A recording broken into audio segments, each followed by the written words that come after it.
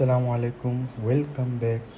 আপনার যে বন্ধুটা পাঁচ ওয়াক্ত নামাজ পড়ো না, রমজানের প্রথম দিনই পাঁচ ওয়াক্ত নামাজি হয়ে যাবে, এটা কিন্তু ডিফিকাল্ট। তবে আমাদের সবারই প্রয়োজন নামাজের চর্চা করা, বেশি বেশি নামাজের চর্চা করা। আর আমি আজকে আপনাদের দেখাবো রমজানের সবচেয়ে সুন্দরতম মুহূর্ত। আর রমজানের সবচেয়ে সুন্দর মুহূর্ত হচ্ছে এগুলো।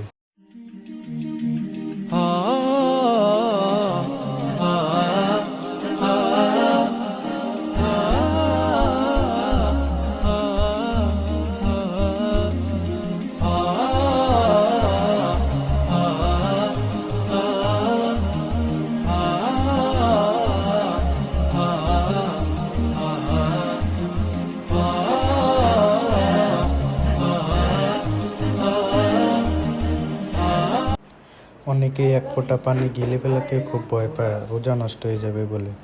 অথচ অন্যের হক গিলে ফেলায় তাদের কোনো ভয় নেই।